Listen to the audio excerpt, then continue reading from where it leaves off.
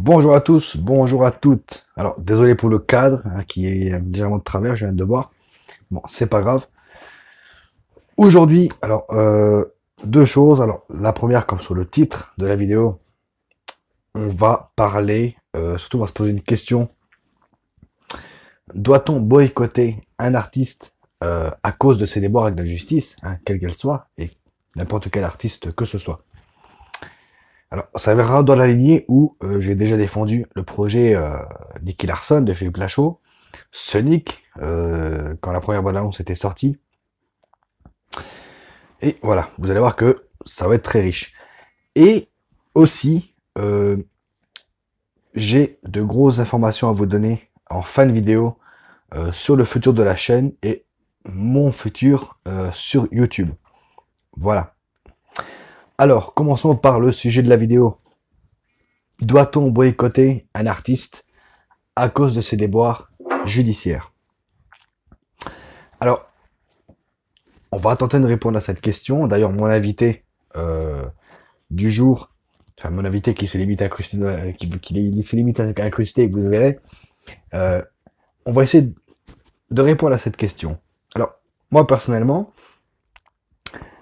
on a eu l'affaire Kevin Spacey, où, soi-disant, enfin moi je ne sais pas, je n'étais pas là pour le voir, qu'il aurait violé ou harcelé sexuellement quelqu'un, voilà. Bref. Et Kevin Spacey, on lui a enlevé tous ses prix. Voilà, on lui a enlevé tous ses prix, tous les Oscars qu'il a gagnés, les Golden Globes, voilà. Alors, pourquoi Pourquoi enlève-t-on euh, un prix à n'importe quel artiste, que ce soit? Pourquoi y enlève-t-on un prix? Pourquoi? Parce qu'il a des déboires judiciaires, parce qu'il a fait telle ou telle chose. Pourquoi euh, On se connaît pas nous, enfin, en tout cas, moi, vidéaste, critique ciné, quand je juge un film, quand je critique un film, je ne critique pas la personne, mais son travail. Voilà. Vous m'avez jamais entendu parler de la vie privée d'un acteur, d'un réal ou d'un scénariste. À moi que je me trompe, mais je pense pas que ce soit le cas. Mais voilà, on vit dans un monde où on juge tout le monde pour ce qu'il a fait. On boycotte même des artistes qui proposent des choses, qui osent proposer des choses. Euh, voilà, un truc qui n'était pas prévu à la base, parce que oui, je m'étais prévu tout un truc pour arriver à mon invité. Alors, Pascal Logier. Voilà, vous savez que j'adore Pascal Logier, j'adore ce réal, c'est aussi un putain de scénariste. Le mec en France, on le boycotte. On le boycotte. Pourquoi? Parce qu'il ose proposer un cinéma de genre qui ne plaît pas au public d'aujourd'hui. Aujourd'hui, en France, ce qui marche, c'est les comédiens. Qu'est-ce qu'on a fait au bon Dieu? Voilà. À part Nicky Larson qui sort du lot. Oui, vous avez compris, Nicky Larson sera dans mon top 10 2019. Bref. Pourquoi Pascal Logier est parti faire ses films ailleurs qu'en France? Parce qu'en France, on ne laisse pas proposer, on ne laisse pas les gens nous proposer quelque chose de neuf qui pourrait choquer le monde ou choquer les Français. Alors, je fais ce parallèle-là de Pascal Logier parce que c'est un peu pareil, même si là, bon, certes, on juge son travail, mais en même temps, on juge sa personnalité parce que Pascal Logier, il faut savoir que il fait des films de genre parce qu'il veut les faire. Et il aime ça. Il a grandi avec ça. Comme le chanteur Patrick Bruel. Alors, récemment, euh, eh bien, on parle de lui à cause de cette rumeur comme quoi il aurait violé ou harcelé sexuellement quelqu'un. Ok. Alors, personnellement, je suis pas un fan de Bruel, mais admettons. Vous croyez que ça va m'empêcher d'aller acheter son album si j'aime ses chansons? Vous croyez que je vais boycotter son album parce que Bruel a fait ci ou ça? Non, non. Renaud, le chanteur Renaud, qui revient avec un album qui je pense, va être magnifique, comme le dernier. Oui, je suis un fan de Renault. Alors, pareil, Renault. Tout le monde parle de lui parce qu'il est alcoolique, parce que machin, parce que ceci. Et alors? On s'en fout. On s'en fout. Moi, du moment que le mec me propose des super chansons et des super albums, je m'en tape de ce qu'il fait de sa vie. Voilà. Alors, moi, certes, quand je vois que Renault a des problèmes d'alcoolisme, moi, ça me fait de la peine pour lui. Et au contraire, ça m'encourage à apprécier son travail. Alors, certes, on n'est pas dans le harcèlement sexuel, dans machin, ceci. Je sais que c'est pas pareil. Je suis totalement d'accord. Mais le fait est là.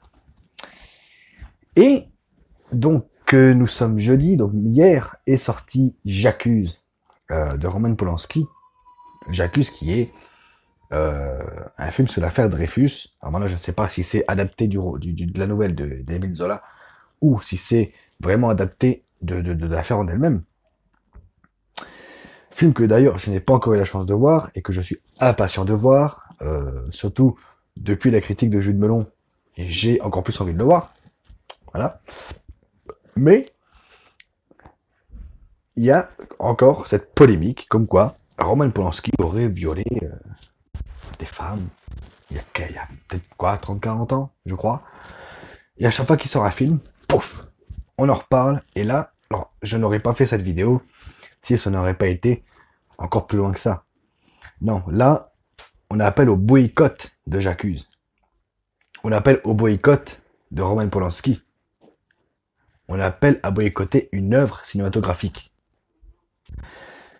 Et c'est là que mon invité va arriver. Alors, Dimitri, qui s'est gentiment proposé, limite incrusté, pour donner son avis sur tout ça. Eh bien, Dimitri, dis-moi, qu'est-ce que toi, tu en penses?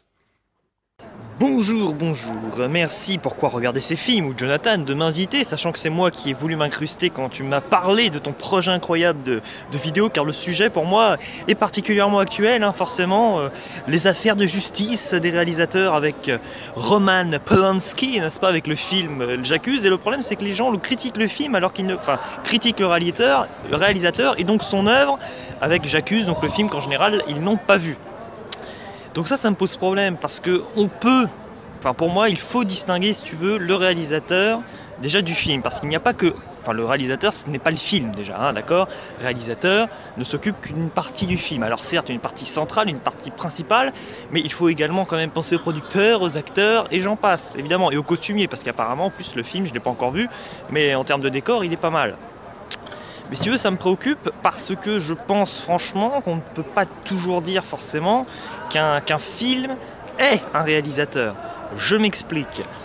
Je prends l'exemple de Cars 2. J'aime beaucoup Pixar, mais alors là, pour moi, ils ont fait véritablement n'importe quoi parce que pour moi, le message est complètement anti-écolo. Après, voilà, c'est peut-être la pensée du réalisateur, ça j'en sais rien, c'est ce qu'il a voulu mettre à l'écran, à l'image, donc forcément c'est peut-être un peu engagé. Je prends l'exemple de Cars 2. Après, Roman Polanski, on connaît même pas sa démarche finalement, avec J'accuse, si on ne l'a pas vu. Donc je pense qu'on peut voir le film, laissons la justice les affaires qui l'entourent, il aura ce qu'il mérite en théorie, hein, il faut faire confiance au système qui est en place, mais pour les critiques ciné, on ne peut pas critiquer, on ne peut pas reprocher, je pense, d'aller voir un tel film. Car si on l'avait prévu à la base sur son agenda, ce que j'avais fait depuis un moment, bien qu'il ait une affaire ou pas, moi j'ai quand même envie de voir ce que cinématographiquement il nous propose, pas ce qui va se passer juridiquement, hein, j'ai envie de te dire. Hein, et c'est pas une histoire que je veux lui faire gagner de l'argent ou quoi, je ne sais quoi. Parce que bon, c'est vrai qu'il y en a aussi qui me disent oui, j'ai plus envie d'aller voir le MCU pour donner de l'argent à Disney. J'ai envie de te dire, si tu pars comme ça, tu vas plus aller au cinéma, je pense. Donc l'idée c'est, à mon avis, partez pas avec des préavis. Je suis pas en train de défendre Roman Polanski ou je ne sais quoi parce que je ne connais pas l'affaire, donc je vais même pas m'exprimer là-dessus. C'est pas à moi de le faire, comme je vous dis.